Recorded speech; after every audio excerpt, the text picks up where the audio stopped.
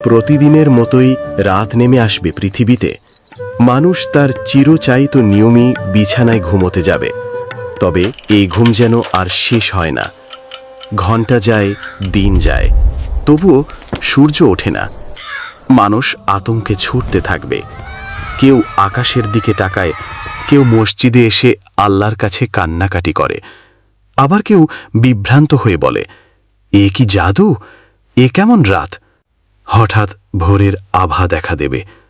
সবাই ভাববে এবার হয়তো সূর্য উঠবে। কিন্তু এটা কি হলো? মানুষের চোখ বিস্ফোরিত হয়ে যাবে। সূর্য উদিত হলো, তবে পূর্ব দিক থেকে নয়, পশ্চিম দিক থেকে। তখন সকলেই বুঝে ফেলবে কিয়ামত চলে এসেছে, আল্লাহর ঘোষণা সত্য হয়েছে। তখন মানুষ চিৎকার করে উঠবে আর বলবে, লা ইলাহা ইল্লাল্লাহ, আমি এখন ঈমান আনলাম। কেউ কাঁদবে মোনাজাতে, কেউ কাঁদবে সিজদায় পড়ে।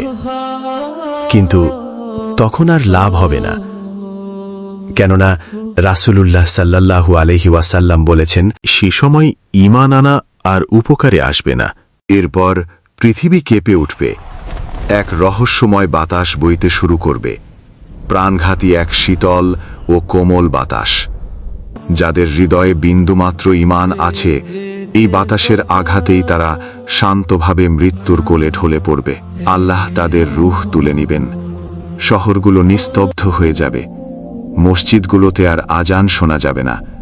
গ্রামে গঞ্জে, ময়দানে সব জায়গা খালি হতে থাকবে।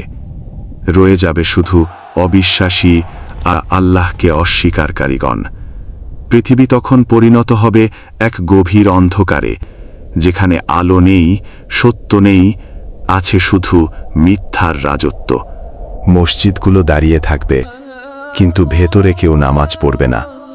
কোরআনের কপি থাকবে, কিন্তু কেউ তা পড়বে না।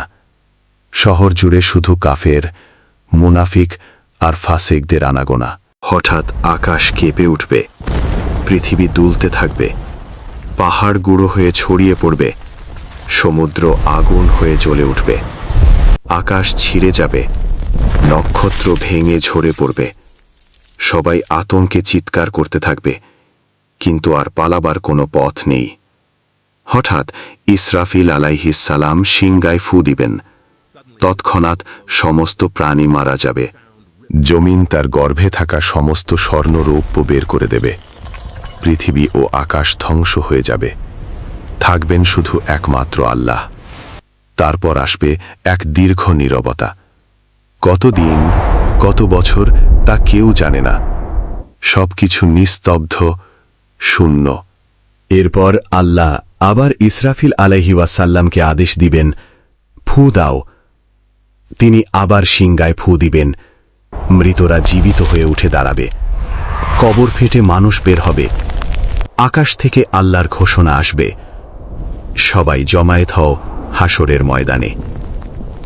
এভাবেই শুরু হবে মহাবিচারের দিন, যেখানে প্রতিটি আমলের হিসাব নেওয়া হবে। আল্লাহ আমাদের সকলকে পৃথিবী থেকেই সেই মহা কঠিন দিনের প্রস্তুতি গ্রহণ করার তৌফিক দান করুন। আমিন।